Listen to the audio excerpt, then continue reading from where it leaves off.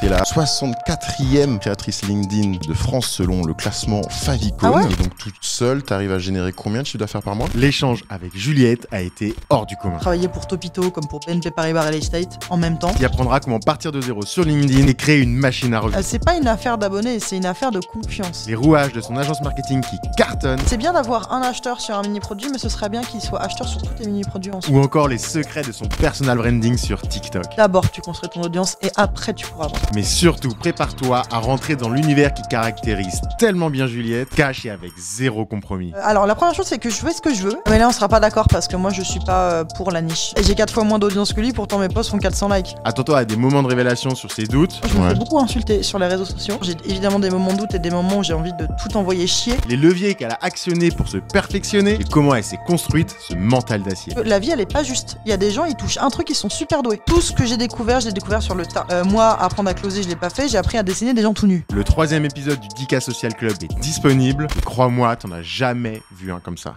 Comment est-ce qu'on fait pour arriver à ces 10 000 premiers abonnés sur LinkedIn? Et c'est dur de passer de LinkedIn au format vidéo. Qu'est-ce que tu penses des formations en ligne? Quel est l'entrepreneur français qui t'irrite le plus? C'est quoi le plus gros mytho que t'aies jamais sorti? Quelle est la première chose totalement débile que tu ferais passer si tu devenais présidente de la République?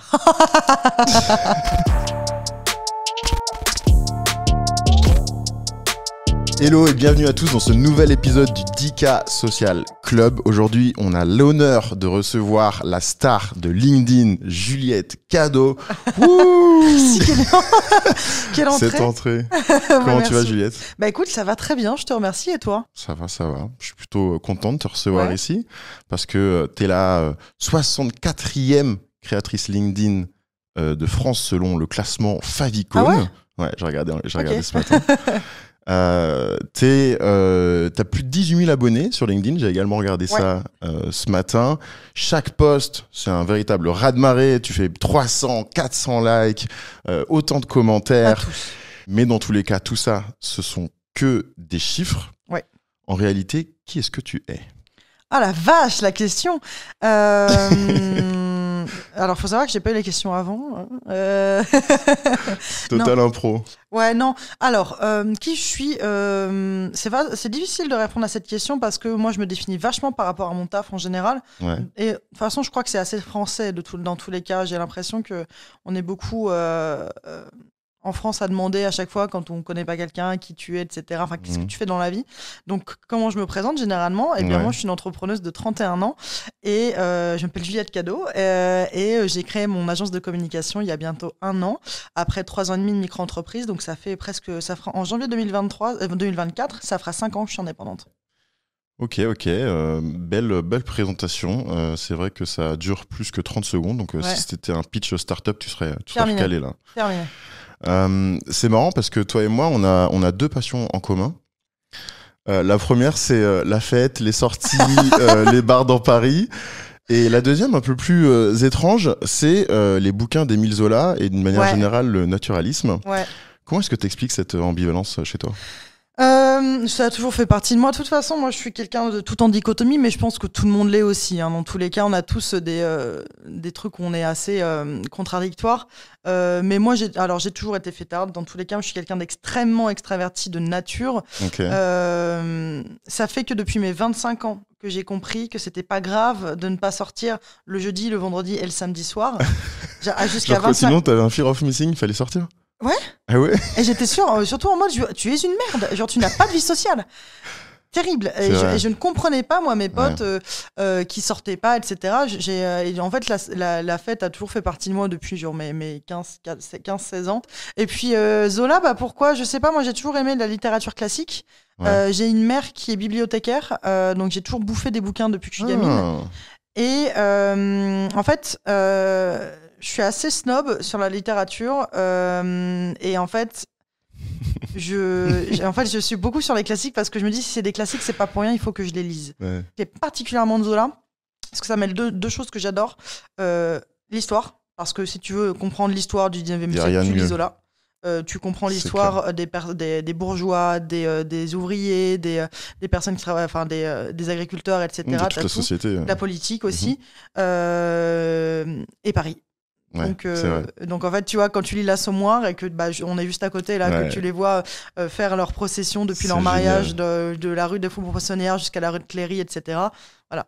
Je crois moi j'ai commencé à aimer Paris avec Zola, grâce à Zola. Mais ouais, parce qu'en fait, tu comprends pas Paris quand t'arrives juste comme ça et tu te dis c'est cher, gna gna, le métro, boulot. Mais non, en fait, c'est beaucoup plus que ça. C'est une histoire entière. C'est l'histoire. Et en fait, c'est ça. Moi, je suis une passionnée d'histoire en général. Et donc, c'est pour ça que j'adore Paris. Ça fait 12 ans que j'habite à Paris. Ça fait 12 ans que je kiffe me promener, redécouvrir Paname et découvrir des trucs dessus. Et je trouve que le poids historique de cette ville est incroyable, en fait. Enfin, que ce soit dans son émulation des auteurs du 19e siècle et puis aussi sur tous les monuments qui nous entourent, etc. Quoi. Ouais. Et tu dirais quoi, du coup, à toutes les personnes, parce que je rebondis là-dessus, il y a un peu une fame qui est de dire on crache sur Paris, Paris c'est nul, on paye 900 € pour un 15 mètres carrés, il y en a ras-le-bol, et du coup on se casse soit dans le sud, soit carrément à l'étranger. T'as envie de leur dire quoi à ces gens-là ? Déjà c'est cool parce que du coup ça fait baisser le prix de l'immobilier, merci. Après, moi mon adage c'est vivre et laisser vivre. En fait, si on est heureux à payer 900 € pour 15 mètres carrés, voilà. Le truc, moi je supporte pas la campagne par exemple, je trouve ça très chouette pour des vacances, un week-end, mais le silence, le calme, comme vous pouvez le voir à ma personnalité, m'angoisse énormément. Donc je serais pas faite pour vivre dans une plus petite ville. Je viens d'une plus petite ville, en plus je suis pas née à Paris et j'y étais pas heureuse. Et parce que moi j'ai besoin d'une ville qui soit aussi hyper active que moi. Donc en vrai, moi, c'est vivre et laisser vivre. Si les gens sont contents d'aller vivre ailleurs qu'à Paris, tant mieux. Si les gens sont contents de vivre à Paris, tant mieux. Mais moi, je suis très heureuse de vivre à Paris. J'adore Paris. Je rebondis sur un truc que tu viens de dire, ton adage là. Ouais. C'est quoi ta philosophie de vie ? Peut-être vivre sans regret. Et aussi, en pensant au podcast qu'on allait réfléchir... En réfléchissant... On coupera ça. En pensant au podcast qu'on allait enregistrer tous les deux, je réfléchissais justement. Et je me disais qu'un de mes adages, c'était aussi peut-être le fait qu'il n'y a rien que je peux pas faire. J'ai jamais eu cette pensée limitante de me dire ah ouais, non, mais ça, c'est pas pour moi, je pourrais jamais le faire, etc. Ça en fait peut-être partie. Ok. C'est intéressant ce truc. Et alors, en quoi cette philosophie, elle vient... En quoi l'entrepreneuriat t'aide à atteindre cette philosophie et en quoi les deux sont liés pour toi ? Alors même les trois, écoute, vivre et laisser vivre l'entrepreneuriat, ça en fait partie parce que je pense que cet adage-là découle de mon extrême indépendance. J'ai toujours été très très indépendant de nature et aussi par la force des choses. Donc ça. Ensuite, par rapport au fait de y a rien que je puisse pas faire, ça va avec l'entrepreneuriat en fait, tu vois, parce que y a jamais un moment où je me suis dit je pourrais jamais y arriver, etc. J'ai des moments de doute, évidemment, comme tout le monde, hein, bien sûr, j'ai évidemment des moments de doute et des moments où j'ai envie de tout envoyer chier, mais il y a jamais un moment où je me suis dit je peux pas le faire, j'en suis pas capable. En fait, je suis juste drivée par le truc. En fait, je me dis j'ai envie de le faire, tiens, je vais essayer, puis ça fonctionne, ça fonctionne pas, tant pis. Okay. Je rebondis derrière. Et ça, c'est un truc que t'as toujours eu ? Je pense. J'ai jamais trop poussé l'introspection jusqu'à là. Mais. Tu dois faire un peu de journaling le matin et essayer de creuser. Faudrait que je le fasse. C'est toi qui me l'as conseillé, j'ai toujours pas fait. J'ai pas fait mes devoirs. Mais oui, je pense que ça a toujours fait partie de moi en fait, parce que j'ai toujours été un peu en mode. Ça va avec l'indépendance et ça va aussi avec. J'ai un caractère assez. Contradictoire, c'est-à-dire que j'ai un esprit de contradiction. Tu me dis que tu peux pas faire un truc, je dis tiens, regarde. Ouais. Donc ça en fait partie. J'ai un peu beaucoup de défiance en moi, donc ça fait partie de moi. Ouais. C'est marrant ce truc parce que je pense que c'est le point commun d'énormément d'entrepreneurs d'essayer de se prouver à soi-même. En fait, on a l'impression qu'on essaie de prouver aux autres, même si à la base effectivement ça vient souvent on va dire de l'enfance ou d'une situation où on était mal à l'aise et tout ça, mais c'est quelque chose qui nous drive, en fait c'est quoi, je vais le faire pour me prouver à moi-même. C'est un truc qui te drive, toi ? Bien sûr, complètement, évidemment. C'est t'as toujours de l'ego là-dedans. De toute façon, je vais peut-être pas plaire à certains si je dis ça, mais pour moi, si tu peux pas être entrepreneur si t'as pas beaucoup d'ego. Parce qu'il y a beaucoup de fait de se prouver à soi-même, aux autres, etc. Donc je pense que l'ego et l'entrepreneuriat sont intrinsèquement liés. Vraiment. Et du coup, t'as un peu envie de te dire, je peux le faire, quoi. Vas-y, j'y vais, quoi. Et puis, l'entrepreneuriat, c'est lié à la réussite. L'entrepreneuriat, t'échoues, tu réussis. C'était simple. Soit ta boîte, elle vit, tu réussis. Soit ta boîte, elle coule, tu échoues. Ouais. Donc, il y a beaucoup d'ego là-dedans aussi. C'est intrinsèquement lié à la réussite de soi. Et puis, quand tu es entrepreneur, bah, tu vis un peu ton entreprise, en tout cas au départ. Après, peut-être que tu t'en détaches une fois que tu as atteint un certain niveau, mais tu bouffes ton entreprise, tu manges ton entreprise, tu dors ton entreprise, tu respires, etc. Enfin, c'est que ça. Et donc, du coup, là, tu parles de ton entreprise. Si on revient là-dessus, en gros, qu'est-ce que tu vends et c'est qui tes cibles ? Alors, moi, je vends de la communication par le contenu, surtout. Je suis une spécialiste en communication digitale via la création de contenu. Donc, ça peut être sur les réseaux sociaux, sur des newsletters, sur des sites, etc. Et surtout par la force des concepts, donc parce que j'ai un côté très stratégique, et des mots, puisque voilà, le côté littéraire, etc. Fait partie de moi. Rien que ça te sort du Zola dans les pages de vente, quoi. J'ai sorti du La Fontaine aujourd'hui dans mon post LinkedIn.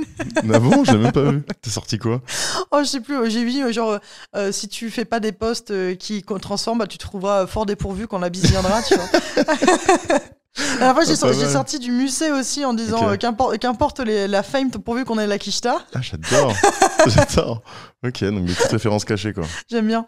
Mais ouais, donc je fais du contenu via mon agence de com.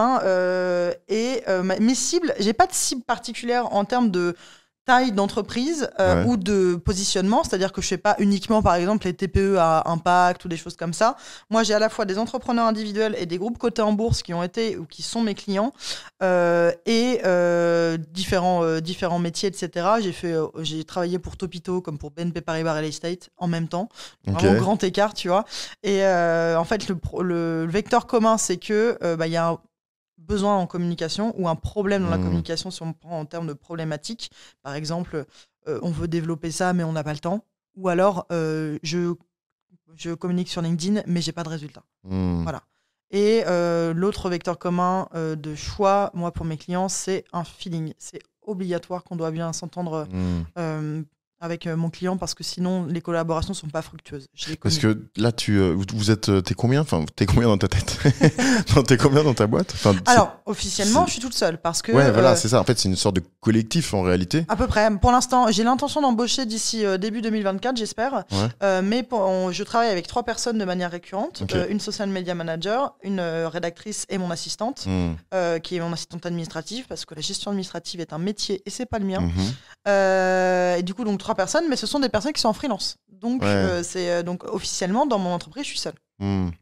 Ok. Et donc, toute seule, tu arrives à générer combien de chiffre d'affaires par mois ? Déjà, étant une femme et parlant d'entrepreneuriat, du fait de générer de l'argent, je me fais beaucoup insulter sur les réseaux sociaux.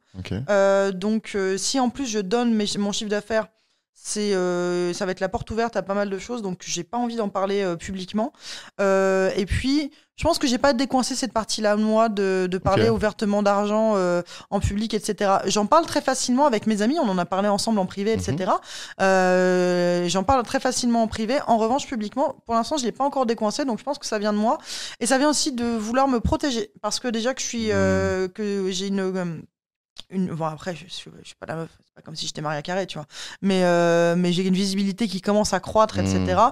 Et je vois un peu la réceptivité des personnes par rapport au fait déjà d'être une meuf, de parler d'entrepreneuriat et de parler d'argent, comment je me fais insulter. J'ai pas envie en plus de donner plus de billes pour ça. Ok, parce que c'est vrai que c'est un peu une tendance, disons, un peu de building public, même au niveau des meufs. Ouais, bien sûr.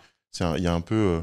Ça fait même partie un peu du mouvement, j'ai envie de dire féministe, tu vois, genre on est là, on s'assume, on regarde combien je gagne, et j'ai l'impression que c'est le type de message qui fonctionne plutôt bien.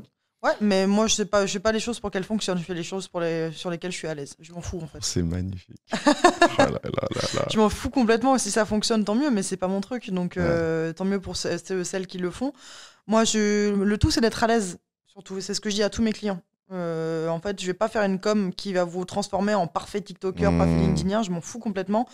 Il faut avoir une com dans laquelle tu te sens pas travesti. Une fois, j'ai parlé d'argent sur LinkedIn, je me suis pas sentie à l'aise du tout. J'ai envoyé un message à Melissa Osmani, qui est ma best buddy et future associée sur LinkedIn et sur d'autres projets de boîte, etc. Et elle m'a dit, meuf, si t'as un doute, c'est qu'il n'y a pas de doute, supprime-le. Et du coup, en fait, moi, mon aisance, tu vois, je l'ai testé. J'ai vu qu'en fait, ça me plaisait pas d'en parler aussi ouvertement. Donc, peut-être que je débloquerai ça un jour, avec plaisir, mais pour l'instant, c'est pas le cas. Et piano, tu vois. Là, déjà, j'accepte de faire des vidéos aussi, ce qui n'était pas du tout le cas il y a un an. Donc, tu vois, j'y vais petit à petit aussi. Ok, ça roule. on aura une fourchette quand même. Non. Rien du tout. Et donc, ce chiffre d'affaires imaginaire, il vient Vas-y, si tu veux, je te file une fourchette. Ok. Ça peut aller entre 8 et 25 par mois. Ok. Et ces 8 et 25, cette fourchette-là, tu arrives à l'obtenir grâce à quel canal d'acquisition? Principalement LinkedIn. La newsletter aussi fonctionne bien. Ok. Et puis mon réseau perso aussi. Alors en fait, LinkedIn dans 2 vecteurs, c'est-à-dire que c'est des personnes parfois que je connais pas du tout et qui viennent me voir. Et LinkedIn aussi est un transformateur pour les personnes qui me connaissaient déjà et qui m'ont revu passer grâce à LinkedIn et qui m'ont dit là je vais attaquer une mission avec une personne avec laquelle j'avais travaillé dans l'agence dans laquelle j'ai commencé ma carrière dans la com et qui m'a dit j'ai vu tes posts, c'est super, est-ce que ça te dit qu'on travaille ensemble sur ce truc-là, etc. Donc en fait il y a le canal d'acquisition principal, c'est quand même LinkedIn. Après il y a mon réseau perso aussi puisque j'étais 5 ans salarié et puis étant quelqu'un de la night, étant quelqu'un de très extraverti, disons. Ça signe à 6h du mat. En fait, non, c'est juste que je me fais facilement des amis. Donc, finalement, tu vois, une chose en entraînant une autre, un pote qui parle à un pote qui va là, tu vois. Et puis voilà, c'est donc la newsletter m'en apporte aussi. TikTok et Insta commencent à m'en apporter aussi. Au bout de 2 mois, 3 mois de. Nouvellement sur Insta et TikTok. Alors, j'y étais moi-même avant, en tant que consommatrice, et même parce que je faisais de la strat pour mes clients, donc évidemment que j'étais consommatrice, mais d'un point de vue professionnel, j'y suis depuis fin mai 2023. Ok. Et donc newsletter. Quand tu dis newsletter, c'est quoi? C'est les gens, ils te répondent à la newsletter donc par mail. Exactement, ouais, tout à fait. Soit dans les commentaires de la newsletter, soit parfois dans la newsletter, je link mon Calendly, etc. Et du coup, ils prennent rendez-vous. T'es sur quel outil pour ta newsletter? Substack. Ok, la base. Très bien. Ok. Le truc qui est cool avec Substack, c'est que j'ai vu qu'ils avaient comme ambition, et il y avait également des investisseurs qui avaient mis énormément de billes dedans pour que ça devienne un réseau social. Et aujourd'hui, tu peux le voir, tu as un feed d'actualité. Tout à fait. Et surtout, les plus grosses newsletters, aujourd'hui, je crois que c'est un ratio du style 40% de leur acquisition proviennent des recommandations. Ouais, tout à fait. C'est en ouf. fait, ce qui est pas mal aussi avec Substack, c'est pour ça que moi je le recommande pour les personnes qui me posent la question, c'est que tu as à la fois, pour les personnes qui aiment recevoir les mails, elles peuvent s'inscrire directement et elles reçoivent le mail directement, la newsletter dans leur boîte mail. Et également, tu as un peu comme à la manière de Medium, je sais pas si ça te parle. Ouais. En fait, Medium, pour ceux qui savent pas, c'est une plateforme un peu de blogging sur laquelle en fait tu vas consulter des billets de la part de différents auteurs, etc. Et en fait, Substack reprend ça aussi. Donc, il y a des personnes qui te découvrent via la plateforme Substack. Okay. Moi, j'ai des personnes qui s'abonnent à ma newsletter via Substack et non pas en voyant passer mes posts sur LinkedIn ou des choses comme ça. Et donc, donc du coup, full acquisition grâce à ta création de contenu, ce qui est plutôt bien parce que tu proposes de la création de contenu pour tes clients. Comment est-ce qu'on fait pour arriver à ces 10 000 premiers abonnés sur LinkedIn? Il faut avoir une strat bien rodée. En fait, après, c'est peut-être une déformation professionnelle, oui et non. Non, en fait, c'est aussi que je suis profondément convaincu de ça, c'est que si tu n'as pas de stratégie, tu vas pas aller loin. Moi, si ça a vite explosé sur LinkedIn, ou même pour Mélissa aussi, tu vois, parce qu'on nous compare souvent, et puis de toute façon, on a un binôme aussi, c'est parce que déjà, c'est vrai qu'on partait avec un bonus en plus, qui est le fait que ce soit notre métier. Mais c'est pour ça, parce que nous, on a pris LinkedIn tout de suite avec ce qu'il faut faire, c'est-à-dire une stratégie de communication. Okay. C'est-à-dire qu'en fait, tu n'arrives pas comme ça en disant, tiens, j'écris 2-3 posts, j'écris sur le beau temps. Une ligne éditoriale. Exactement, voilà, on a une ligne édito qu'on a respectée, on a établi des thématiques, et aussi... on a des métriques à suivre, c'est-à-dire que une stratégie de communication, ça te permet de poser tes objectifs. Si tu n'as pas d'objectif, tu sais pas si tu as atteint ce que tu voulais faire. C'est comme si tu prenais ta bagnole, tu roules, mais tu sais pas quand est-ce que tu es bien arrivé si tu n'as pas ton objectif d'arriver. Donc pareil, pour les cibles aussi, il faut bien les établir, parce que moi, je vois combien de personnes faire des posts LinkedIn centrés autour de elle et elle. Ouais. Cher réseau, je fais ceci. C'est pour ça que je fais cela. Je me suis lancé, j'ai fait ça. Connaissiez-vous? Nanana. Non. En fait, si tu veux réussir sur LinkedIn ou même partout ailleurs, il faut pas parler de toi, mais parler des autres et parler de ta cible. Parce qu'en fait, c'est assez marrant, mais toi qui as fait des confs, en conférence, t'as l'attention des personnes. Tu l'as. Ouais, tu lèves la main et on te regarde. Exactement.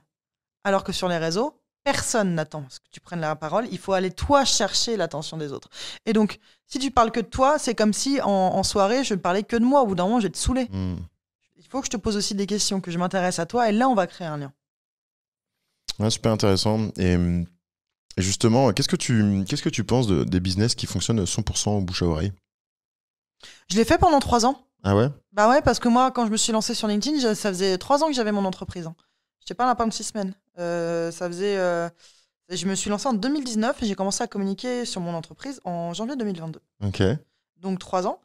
Donc qu'est-ce que j'en pense? C'est que c'est très bien, mais ça a ses limites. Je le sais. Puisque en fait, moi, si je me suis mis à communiquer sur LinkedIn, c'est parce que mon plus gros client s'était barré. Et du coup, j'étais un petit peu comme un rond de flanc. Je me suis dit, merde, qu'est-ce que je fais? Et donc là, j'ai commencé à communiquer. J'ai arrêté d'être un cordonnier mal chaussé qui a tout le monde de communiquer, mais qui ne le fait pas pour elle-même. Donc, ça peut fonctionner, bien évidemment. Mais ça peut. Moi, je pense que les entreprises qui fonctionnent qu'au bouche à oreille, ça peut mieux fonctionner sur des métiers plus artisanaux. Comme, tu vois, la plomberie, les charpentiers, etc., tout ce que tu veux. Ces métiers de l'artisanat, en fait, qui fonctionnent d'ailleurs au bouche à oreille. Hein. Tu vois, il y a des personnes qui sont plombiers, qui sont bookées, mais pour les mois à venir, alors qu'elles n'ont même pas un Google My Business. Ouais, mais là, je te parle éventuellement plus, tu vois, tout ce qui est solopreneur, agence, on va dire, sur le web. Parce que je pense que c'est le cas un petit peu d'énormément de personnes, de freelance aujourd'hui. Moi, ça a été mon cas, t'es freelance, t'as tes petits clients qui arrivent un peu au compte-gouttes. D'ailleurs, à chaque fois, on te demande des nouvelles compétences et t'es plus ou moins OK d'apprendre ces compétences sur le tas, parce que tu dis, le client est là, donc j'apprends. Ce qui fait que tu deviens un freelance ou une agence 360, alors que, en réalité, en prenant la parole sur LinkedIn, sur une seule spécialité, c'est là où généralement, de mon expérience, où tu arrives à scaler et à avoir vraiment un positionnement qui est clair et sur un rayonnement sur toute la France. Mais là, on ne sera pas d'accord parce que moi, je ne suis pas pour la niche en général. C'est vrai, mais justement, c'est là où je voulais en venir. C'est que toi, du coup, tu es 360 et ça va un peu à l'encontre de tout ce qu'on peut voir en ce moment dans toutes les formations, aux US, même tous les solopreneurs qui prennent la parole. Comment est-ce que tu justifies ça, le fait d'être 360 et pas spécialisé? Alors la première chose, c'est que je fais ce que je veux et moi j'ai toujours été très polyvalente. J'ai toujours kiffé faire plein de trucs différents.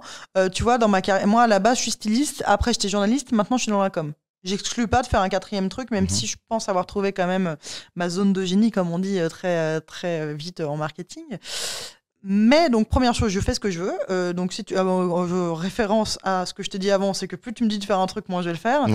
Donc, j'ai un peu cette défiance, encore une fois. Tu vois, j'avais un peu, quand je me suis lancée, tout le monde criait à la niche. Et du coup, j'avais un peu envie de prouver aussi que tu pouvais percer sans être niché. Après, certains diront que je suis quand même nichée puisque je suis sur l'inbound marketing, le contenu, etc., qui est une niche en soi. Mais effectivement, moi, je trouve que ce nicher est dangereux. Parce que demain, tu as envie de faire autre chose. Tu es obligé de reprendre une formation en entier pour recommencer. Alors que si, par exemple, tu fais un peu 360 et que, je sais pas, tu fais du copywriting et aussi du social media, etc., le copywriting te fait chier, tu kills. Et tu prends que le social media. Après, aussi... Après, moi, c'est juste que c'est pas naturel chez moi, en fait, d'être ultra spécialisé. Quoi. Et en fait, je trouve que c'est très... une question de kiff aussi, non? Bien sûr. Ah ouais, moi, je me fais... Si jamais je faisais que de la strat, je me ferais chier. Si je faisais que de la création de contenu, je me ferais chier. Parce que c'est toi encore aujourd'hui qui fait... non, toi, tu fais la strat? Oui, moi, je fais la strat. Ok. Oui, moi je fais la strat et en fait, alors ma création de contenu c'est moi qui l'ai fait parce que alors sauf pour les vidéos TikTok et Insta, mais sinon la création de contenu sur LinkedIn et ma newsletter c'est moi qui le fais parce que j'y mets un point d'honneur parce qu'en plus je kiffe. En revanche pour mes clients, moi je m'occupe de la strat et je délègue tout ce qui est partie production. Sur la rédaction d'articles ou la création des contenus pour les clients, pour leur réseau, etc. etc. Mais en fait, si je faisais que de la strat et pas un peu de gestion de projet pour gérer mes équipes, etc., je me ferais chier. Si je faisais que du LinkedIn, je me ferais chier. Donc, et pareil, tu vois, je fais aussi du coaching, de la formation. Si je faisais qu'un seul, je me ferais chier. Donc... D'ailleurs, tu viens de lancer ton nouveau mini-produit. Un mini-produit, donc tu t'es également lancé là-dessus. Oui. Alors, vas-y, c'est quoi ton retour là-dessus? Jamais mettre tous ses œufs dans le même... Alors, je termine juste sur la niche. Juste attention à pas mettre ses œufs dans le même panier parce que vraiment, j'ai beaucoup de mal à parler aujourd'hui, c'est terrible. Donc, attention à pas mettre tous ses œufs dans le même panier, c'est jamais bon. Parce que en fait, pour moi, c'est aussi une philosophie de vie que j'ai, c'est que dans la vie, tout est question d'équilibre. Si, par exemple, je vais faire une analogie avec la vie perso, si tu es dépendant affectif et que tu bases toute ta vie sur ta relation amoureuse, si cette personne se barre, c'est terminé. Donc pareil par rapport à l'entrepreneuriat, pour moi, il faut avoir une vie équilibrée pour être heureux. Et donc, si jamais tu bases ton business que sur un seul vecteur et que tu en as ras-le-bol, tu t'envoies tout bouler, qu'est-ce que tu fais? Si le marché se casse la gueule, qu'est-ce que tu fais? Tu peux pivoter, non? Ouais, mais ça prend plus de temps que quelqu'un qui a été polyvalent. Ouais, qui a été polyvalent. Et moi, je le vois aussi, par exemple, où les gens qui criaient au fait de se nicher, il y a quelques mois sur LinkedIn, il y a 1 an à peu près, maintenant, ils sont en train de se diversifier. Est-ce qu'on n'a pas atteint une bulle? Et enfin, je trouve que c'est très français comme manière de penser. Pourtant, je suis pas du tout le genre de nana qui suis fan de la mentalité américaine, machin, etc. C'est pas du tout mon truc. Mais je trouve que là-dessus, en France, on est quand même vachement sectaire. Hein. On est très dans les cases, on est très à se dire la fameuse phrase « si t'es bon partout, t'es bon nulle part ». Alors, pas du tout. Hein. Moi, c'est un truc que je vais vous dire, c'est que les gars, c'est pas parce que t'es niché que t'es bon. Hein. Vraiment, faut se détacher de ça parce que la vie, elle est pas juste. Il y a des gens, ils touchent un truc, ils sont super doués. Alors qu'il y en a d'autres, ils vont étudier un domaine pendant toute leur vie et ils vont pas être très forts dedans. C'est comme ça. Donc autant faire des trucs que tu kiffes et arrêter de suivre des injonctions de Pierre-Paul Jacques. Justement, je rebondis là-dessus. On abordera la question du mini-produit plus tard parce que là, l'occasion, elle est parfaite. J'adore l'idée qu'aujourd'hui, on parle plus d'une carrière, on parle en réalité d'une quête. Une quête de trouver sa zone de génie à force d'itération et qu'une fois qu'on a trouvé sa zone de génie, l'objectif, c'est d'y appliquer du leverage pour bénéficier des effets cumulés et que c'est comme ça qu'en réalité, on arrive à percer, entre guillemets. Comment est-ce que toi, tu as trouvé ta zone de génie? Qu'est-ce que c'est déjà ta zone de génie? Comment tu l'as trouvée? J'ai aucune idée de ce qu'est vraiment ma zone de génie en fait. Parce que soit je ne l'ai pas trouvée, soit j'en ai plusieurs et dans ce cas-là, c'est extrêmement présomptueux. Donc je préfère dire que je ne l'ai pas vraiment trouvé. Ce serait quoi? La strat, le contenu et... je sais pas, peut-être la relation avec les autres aussi, parce que tu vois, j'ai lancé mon offre de coaching il y a 3 mois et ça marche très bien et j'ai vu que j'avais beaucoup de facilité là-dedans. Donc voilà, c'est pour ça que je préfère pas trop dire quelle est ma zone de génie. Moi, je pense que ta zone de génie serait ton franc-parler. Ouais. Et justement, tu as réussi à appliquer du leverage avec tes contenus sur LinkedIn et encore plus maintenant, du coup, sur tes vidéos TikTok et Insta. C'est peut-être ça, mais en fait, comment je l'ai trouvé? Par hasard. Moi, par contre, ma vie est faite de hasard aussi parce que j'ai mis du temps à trouver ma voie. J'ai testé plusieurs trucs. Comme je te disais, moi, j'ai un diplôme de stylisme à la base, hein, donc rien à voir. Et en fait, c'est aussi pour ça que j'ai ma philosophie de vie est en mode il n'y a rien que je peux pas faire parce qu'en fait, tout ce que j'ai découvert, je l'ai découvert sur le tas. Je n'ai jamais rien théorisé en fait parce que j'ai fait des études manuelles hein, parce que j'avais besoin de m'exprimer. Je fais des études artistiques alors que j'avais fait du droit avant. Après j'étais journaliste et maintenant je suis dans la com, tu vois, donc et c'est et journaliste et dans la com je suis complètement autodidacte, je n'ai rien appris. Et même il y avait quelqu'un qui m'avait posé la question et qui m'avait dit mais c'est quand même bien parce que ça veut dire que tu t'es bouffé des heures de formation sur YouTube. Pas du tout. Ah ouais? Ah mais jamais. Je pense que j'ai dû googler 2-3 fois comme on me demandait tu me fais une reco là-dessus, Juliette, tu peux me faire une strat? Comment on fait une strat? J'ai googlé, j'ai fait derrière après j'ai appliqué et en fait j'ai appris sur le tas genre sur le terrain tout comme ça. J'étais en agence, j'avais pas du tout d'expérience dans la strat, etc. On me demandait des trucs, je disais oui, et je bouffais pas de vidéos le soir, etc. Juste en fait, je lisais quelques trucs et je réapprenais, j'apprenais sur le tas et puis je trouvais des... Mais t'es arrivé du coup rapidement à trouver, entre guillemets, ta zone de génie ou... Oui et non. Ou comment est-ce que t'arrivais à déterminer si c'était quelque chose dans lequel t'étais excellente ou alors si juste t'étais juste bonne parce que t'as des capacités et voilà, et comment t'as su s'il fallait passer à autre chose ou pas? Je sais pas, j'ai fait. Là, je t'avoue qu'en vrai, là-dessus... je suis vraiment... En fait, il faut savoir que je navigue beaucoup à vue. Hein. Je pense que ma zone de génie sur la strat, je l'ai découvert genre 2 ans, un truc comme ça, mais je le redécouvre encore maintenant, tu vois. Ah ouais? Ah ouais, bien sûr. Et là, je suis en train de découvrir une zone de génie aussi sur le business. Parce que je vois que quelqu'un, je peux trouver aussi des idées de business, des idées de produits, des idées d'offres, etc. pour des personnes, alors que, il y a quelques années, je galérais avec ma micro-entreprise, etc. Tu vois, donc je découvre des nouveaux trucs et en fait, je pense que c'est à force d'être dedans, je sais pas, je sais même pas te répondre en vrai pour le coup, parce que je sais même pas où j'en suis par rapport à ça. Non, mais je pense qu'en même temps, c'est normal. Cette question de zone de génie, elle est difficile. Et je pense qu'on s'en rend jamais vraiment trop compte qu'on est dedans. Ou du moins, on imagine qu'on peut toujours faire mieux. Je pense que c'est ça aussi le problème des entrepreneurs, c'est qu'on est très perfectionniste. Ah ouais. Donc va te dire, toi, que c'est le truc parfait que tu arrives à faire et que tu es à ton summum, c'est impossible. Tu vois. En fait, ça va avec les autres, tu vois, parce que pour le business, je m'en rendais pas compte jusqu'à temps que je prenne un café avec Thomas Rodriguez, qui est un créateur de contenu sur TikTok et sur LinkedIn aussi, et qui avait fait un mot sur le fait qu'on s'était rencontrés. Il m'a dit, non mais la Juliette, c'est le genre de meuf qui te fait un business plan sur une feuille de papier, sur une serviette jetable au coin d'un bar en disant, bon bah voilà comment tu scales ton truc, tu vois. Et je savais pas que j'avais ça. C'est juste en fait, je lui dis, bah voilà, tu pourrais faire ça pourrait être cool, etc. Machin. Ok. Non, super intéressant. J'aimerais qu'on revienne sur la question du mini-produit. Ah oui. Elle m'intéresse beaucoup. Qu'est-ce qui t'a motivé à faire ça? Comment tu l'as lancé? Qu'est-ce que tu peux nous dire sur ce sujet? Alors, le mini-produit, pour ceux qui ne savent pas, c'est un e-book, donc un livre téléchargeable en PDF, qui donne 50 idées de posts LinkedIn pour transformer ses lecteurs en clients. Pourquoi je l'ai fait? Parce qu'en fait, c'est un peu la compilation de ces 1 an et demi de création de contenu sur LinkedIn, parce que je trouvais ça intéressant d'aborder ça dans ce sens-là, parce qu'on voit beaucoup de formations ou de produits qui vont te dire des posts qui vont te faire exploser sur LinkedIn, qui vont te faire 1 million de vues, etc. Sauf que moi, 1 million de vues, je les ai jamais atteints et je m'en fous. Je les ai atteints en cumulé, bien sûr, même plus que ça. Mais j'ai jamais fait un post avec 1 million de vues, jamais. Je crois que le plus que j'ai fait, ça devait être 300 000 vues. Et encore, est-ce que je suis pas en train de mentir? Je ne sais pas.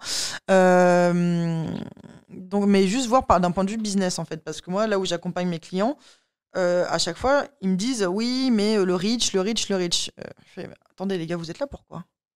En fait, vous êtes là pour faire du business pour LinkedIn ou vous êtes là pour la fame? Regarde mon gros taux de vue. Mon ego. Ouais.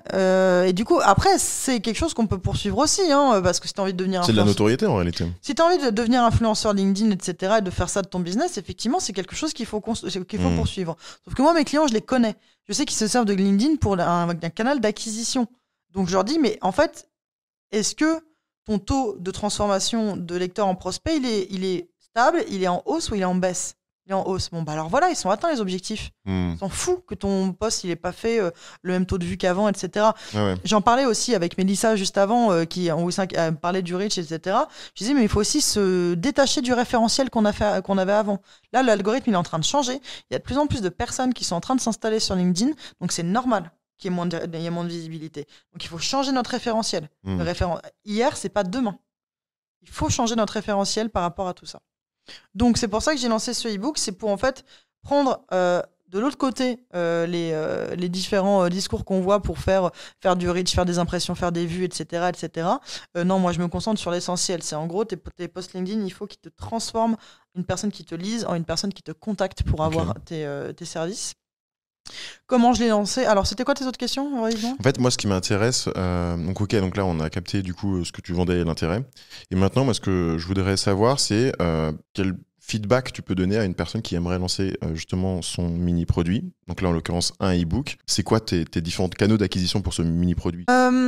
En gros, alors déjà, pour les choses à savoir, en premier, pour un mini-produit, un e-book, ce qu'il faut savoir, c'est qu'il ne faut pas négliger pour moi le design, parce que c'est quelque chose qui est visuel, donc extrêmement important. Parce qu'en fait, c'est bien d'avoir un acheteur sur un mini-produit, mais ce serait bien qu'il soit acheteur sur tous tes mini-produits ensuite. En fait, il faut réfléchir. Biais d'engagement. Complètement. Il faut réfléchir non pas court terme, mais long terme. Donc en fait, si tu fais un mini-produit avec un design qui est pas très joli, ou je sais pas, par exemple, c'est pas très lisible, ou des choses comme ça, la personne, tu risques de l'avoir sur ce premier produit, mais après pas la fidéliser.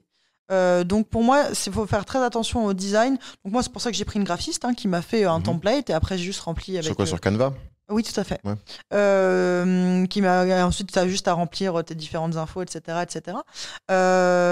Donc ça, ne pas négliger le design et ne pas négliger effectivement la distribution. Et ne pas négliger surtout que, encore une fois, personne n'attend ça.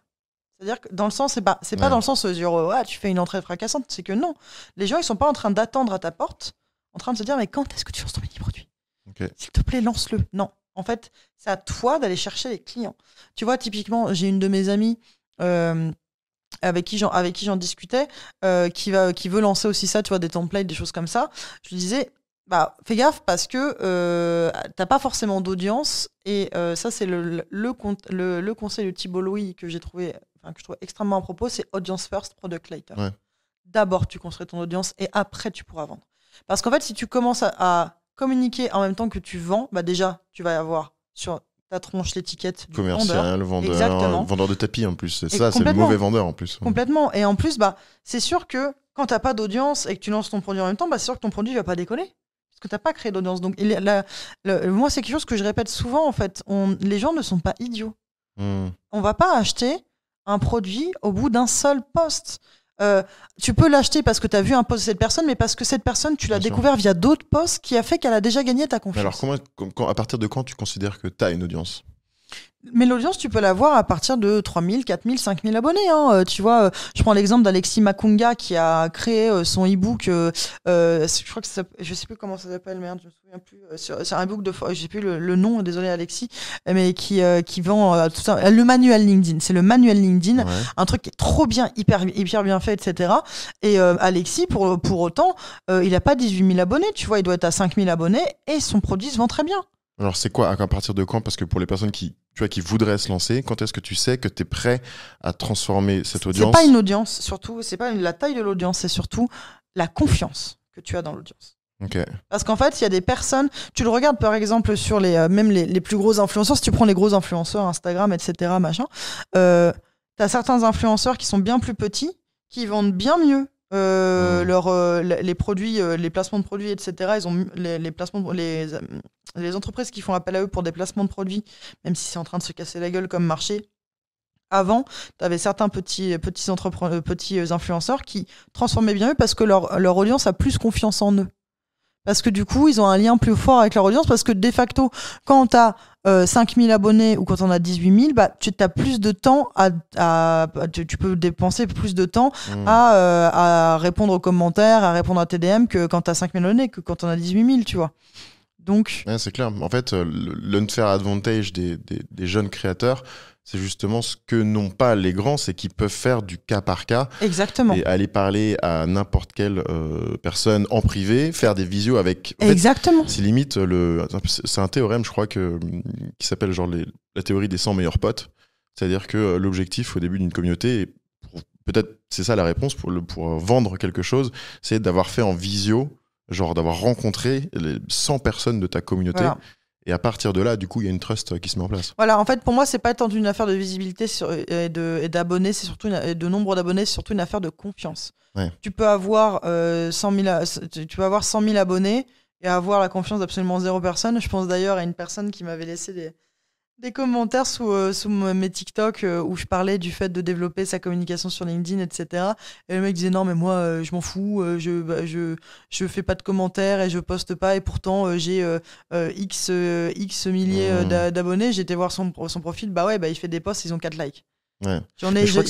J'ai 4 fois moins d'audience que lui, pourtant mes posts font 400 likes. Et tu vois, c'est parce qu'en fait c'est pas une affaire d'abonnés, c'est une affaire de confiance et d'engagement, etc. Donc tu peux très bien avoir, il y a des personnes qui ont beaucoup moins d'abonnés que moi, qui je suis sûr vendent bien plus que moi. Hein.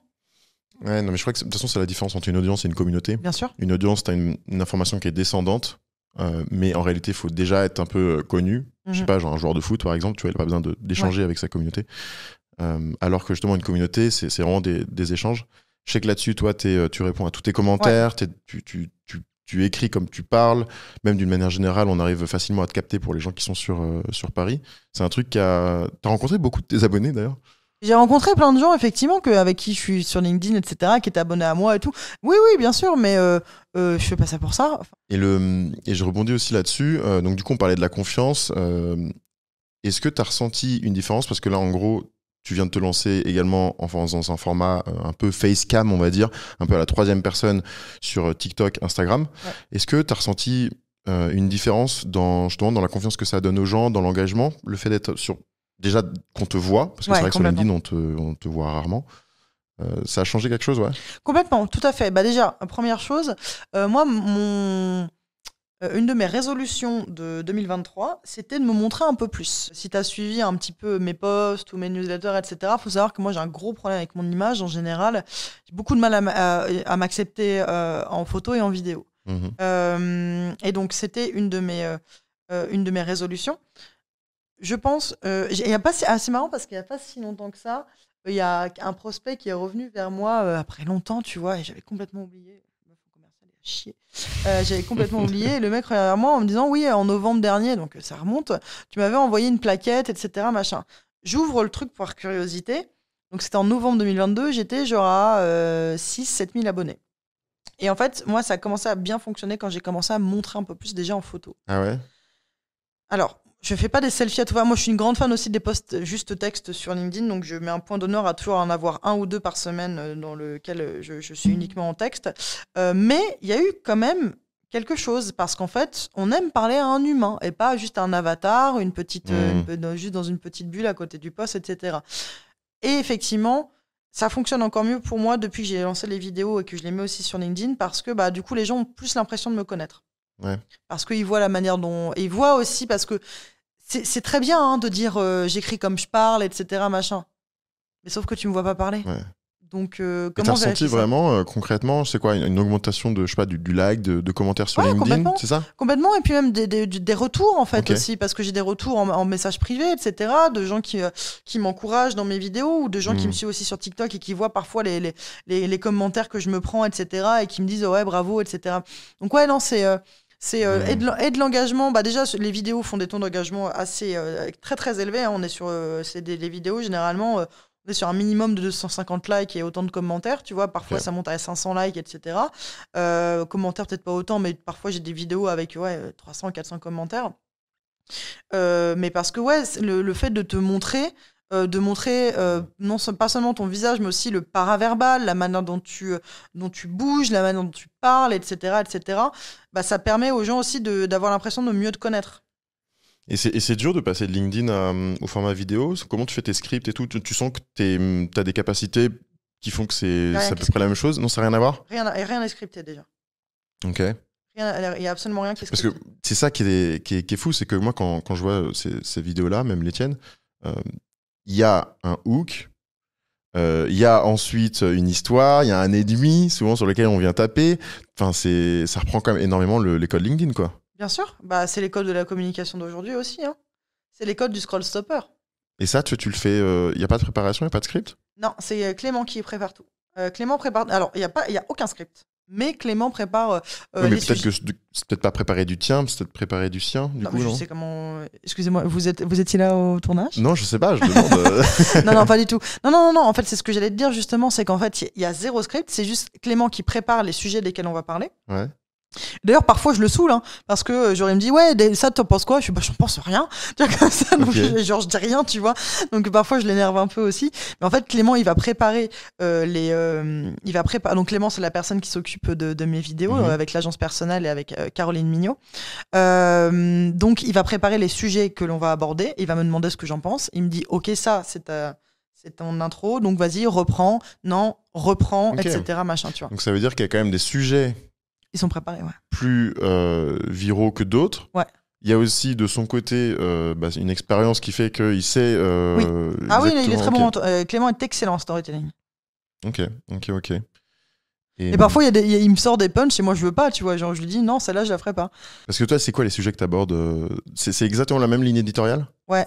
J'ai l'impression que tu es plus libéré quand même, non? C'est juste qu'on me voit parler, donc comme le disait comme le disait Alix, qui est mon agent chez Linker pour l'influence sur LinkedIn et sur ma newsletter. Il m'a dit, moi, ce que j'ai retenu quand je t'ai vu pour la première fois en vrai, c'est que tu es encore plus cash en vrai que sur LinkedIn. Bah ouais, du coup, c'est peut-être ça, en fait. Je suis pas, c'est les mêmes sujets que j'aborde, etc. C'est juste que je parle comme je te parle là, donc... C'est pour ça que tu avais peur au début du podcast. Je balance. Ok, et donc a priori, ça pourrait être un peu à la portée de tout le monde. En fait, la question serait d'être authentique. C'est juste ça. Ouais, complètement. Après, c'est de l'entraînement aussi. C'est comme tout, ça s'apprend. C'est ce que je te disais avant qu'on commence. Moi, l'avantage, c'est que avant de faire ces vidéos-là, j'ai déjà fait du podcast, j'ai déjà fait des vidéos, j'ai même été à la télé. Vous ne retrouverez pas. J'ai même fait une émission de télé, mais juste en intervenante, comme ça. Est-ce que tu dirais que utiliser la création de contenu et atteindre, on va dire, 10 000 abonnés pour générer 10 000 euros par mois, on va dire, entre 5 et 10 000 euros par mois, seul, c'est accessible à n'importe qui ? Bien sûr. Ah ben évidemment. Après, il y a quelque chose qu'on oublie par rapport à la création de contenu et à tout ça, canal d'acquisition, tout ce que tu veux. C'est qu'en fait, la création de contenu, elle t'amène des prospects, pas des clients. C'est à toi de closer derrière. Donc en fait, tu peux avoir quelqu'un qui fait de l'excellente création de contenu, mais qui est nul en closing derrière. Alors, à part s'il y a des personnes extrêmement fans et qui veulent absolument travailler avec elles, bah voilà, il y a des choses que nous, on ne peut pas maîtriser en fait en tant que créateur de contenu ou de stratège en communication, etc. Il y a des métriques qu'on ne maîtrise pas et notamment c'est l'investissement que tu mets dedans, etc. Si tu as un prospect et que cette personne, je sais pas, tu te pointes en retard ou à la visio, que en plus tu lui présentes mal tes trucs, que c'est confus, que c'est machin, ça, toute la bonne création de contenu du monde ne pourra rien y faire. Comme l'acquisition en ads, c'est pareil. L'acquisition en ads, si c'est pour générer des rendez-vous, mais que tu chies tes rendez-vous, on peut rien faire pour toi. Ouais, je pense que effectivement faire du bruit aujourd'hui n'a jamais été aussi facile. Bien sûr. Par contre, le curseur il s'est déplacé sur comment on convertit ce Exactement. bruit en parce que les gens ont le choix. On a le choix maintenant. En fait, des créateurs de contenu, des stratèges en com, il y en a des milliers. Enfin, il y en a plein qui sont moins chers que moi. Il y en a plein qui sont meilleurs que moi. Donc en fait, qu'est-ce qui fait que ça change ? Déjà, il y a une question de personnalité parce qu'il y a des gens qui à budget différent vont quand même vouloir travailler. Par exemple, avec un de mes concurrents qui est beaucoup moins cher, mais il y a des personnes qui veulent vraiment travailler avec moi. C'est une question de personnalité. Mais après, il y a aussi des skills commerciaux qui doivent rentrer en jeu. Et ça, c'est des choses que l'on ne maîtrise pas parce que quand tu es entrepreneur, personne, à part si tu prends un business développeur qui va le faire pour toi, personne ne peut le faire pour toi. D'où l'importance, un peu aussi, c'est ma question suivante. Qu'est-ce que tu penses des formations en ligne, des coachs et tout cet univers qui sont réputés en tant que bon français comme étant une arnaque parce que c'est pas étatique, ça n'a jamais été prouvé, etc., etc. Alors moi, je sors d'une formation en ligne, donc je sors. J'ai pas été, comme je disais, je me suis pas formée, je me forme à peine en fait. Non, complètement. Moi, j'ai compris la puissance en fait du fait d'accepter de l'aide en fait tout simplement, parce que comme je suis autodidacte sur la com, le marketing, l'entrepreneuriat, j'ai forcément des lacunes. Et c'est pour ça que je te parle du closing. Pourquoi ? Parce que moi, j'ai des problèmes avec ça. Ah oui. Alors, j'ai jamais eu trop de problèmes parce que j'ai quand même toujours généré le chiffre d'affaires, mais comme tu peux t'améliorer, tu as des axes. Bien sûr, j'ai toujours des axes d'amélioration. Et notamment parce qu'en fait, c'est ce que je disais quand j'étais au téléphone. Donc moi, j'ai fait le Sales Lab avec Fabien Ferreira et Thomas et Maxime Rivol. Ouais. Et c'est ce que je disais quand j'étais au téléphone avec les gars. Et je leur disais, mais moi les mecs, je sors, faut savoir que moi je sors les seules études que j'ai fait, c'est une école d'art. Moi, apprendre à closer, je l'ai pas fait. J'ai appris à dessiner des gens tout nus. Pour le coup, ça ne m'aide pas dans mon business. Mais le fait est que aussi, moi, je suis d'une nature assez balèque. C'est-à-dire que j'étais un peu en mode t'achètes tant mieux, t'achètes pas tant pis, tu vois. Mais je pense que ça marche bien, non, ça ? Ça peut fonctionner. Mais je sais que j'ai laissé passer des deals aussi à cause de ça, parce qu'il y a des personnes qui ont besoin d'être accompagnées dans le processus d'achat. Et je sais que ça aurait pu se jouer à une relance. Et moi, avant que je fasse cette formation, ou même que j'ai un CRM en bonne et due forme, donc un CRM, c'est un outil en fait pour retrouver en fait tes prospects, savoir quand tu les as relancés, savoir quand tu les as contactés, etc. Je dégrossis rapidement le truc. Hein. Ça fait entre autres ça. Ne me tapez pas dessus, les spécialistes du CRM, merci. HubSpot en PLS, là. Tu sponsorise cet épisode? Non, là, c'est foutu de toute façon. Alors faites-le. Ça vous aura convaincu. Donc, depuis ça, tu vois, je sais que parfois je me disais, ah, mais c'est vrai, je vais envoyer un devis à cette personne. Complètement oublié. Tu vois, et donc en fait, le fait de mettre en place certains éléments, voilà. Donc moi, j'en pense du bien, pas que du bien, parce qu'il y a évidemment des arnaques. Il y a tout, mais t'as des écoles privées à Paname qui sont des arnaques aussi. Ouais, Donc en fait, sont beaucoup plus chères d'ailleurs. Ah, oui. Parce qu'on dépense facilement 20 000 euros les 2 ans, quoi. Exactement. Donc en fait. Puis moi-même je fais du coaching, donc je vais pas taper je vais pas tirer sur, je vais pas faire un but contre mon camp, n'est-ce pas?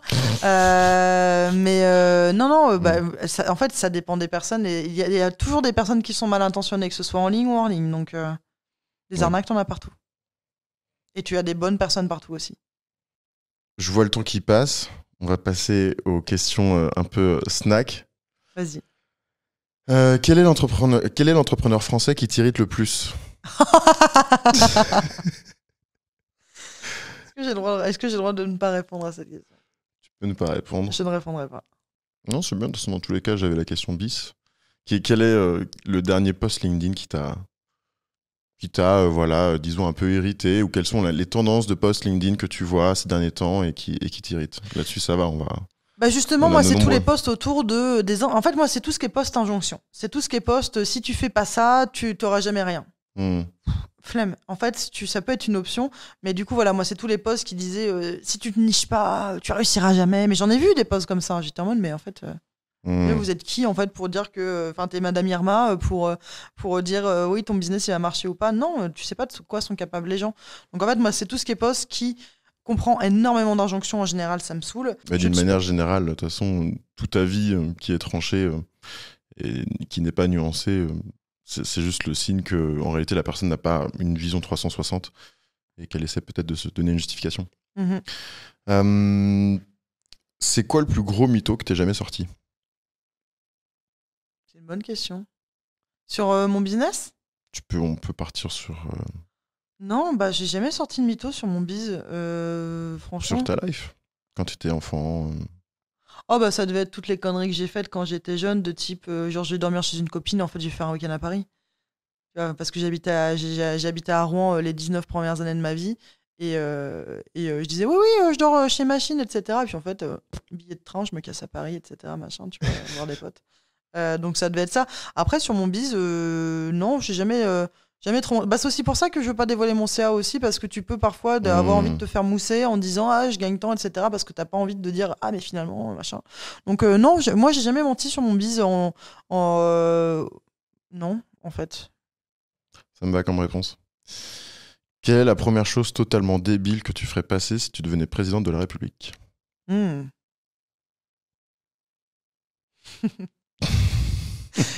J'interdis ce que j'appelle les monocycles électriques là. Par pitié. Genre vraiment, je trouve ça mais d'une absurdité complète. Ouais, en plus c'est hyper dangereux. Ouais, c'est vrai que c'est dangereux, mais ça fait un peu Star Wars, quoi. Genre, moi j'aime pas. J'aime pas Star Wars. Et puis alors, je vais me faire plein d'ennemis aussi, mais les trottinettes c'est pareil. Si vous avez plus de 12 ans et que vous avez une trottinette, c'est non. De toute façon, ça part. Tant mieux. Alors c'est les trottinettes en libre service qui parlent, c'est pas ça sera pas celles qui vont à 1000 km/h. Donc non, moi je trouve en fait il y a des choses que c'est bien, ça peut être pratique, mais c'est pas pour autant qu'il faut le faire. Genre les Crocs. OK. Les Crocs ou les trottinettes ou les monocycles électriques là. OK. Et genre Laurent Vacher qui fait des vidéos aussi que j'adore, il en fait, je le vois sur ses stories, qui est un entrepreneur aussi qui crée du contenu. Je suis désolé Laurent, je sais que t'as ton monocycle électrique, mais pour moi c'est non, ça c'est red flag. OK. Et dernière question, si tu devais si tu devais être un Pokémon entrepreneur, lequel serais-tu? Je serais un chrysacier. Non, mais du coup, comme je suis Strat, je dirais un... Alors moi, j'adore Pokémon, il faut le savoir. Je joue à tous les nouveaux Pokémon, etc. Mes 2 types préférés, c'est Ténèbres et Psy. Ok. J'adore ces 2 types-là. Et du coup, avec la Strat, je dirais plutôt Psy. Donc, on va se faire mousser. On va se dire un petit Alakazam ou un petit Mewtwo, quoi. Ok. Ah ouais. Avec sa fourchette et son ouais. table. Bah la bouffe aussi, tu vois, donc ça me plaît. Bien vu. Merci à toi, Juliette, pour cet échange-là. Et on se retrouve très vite dans un autre épisode du Geek Social Club. Tchuss.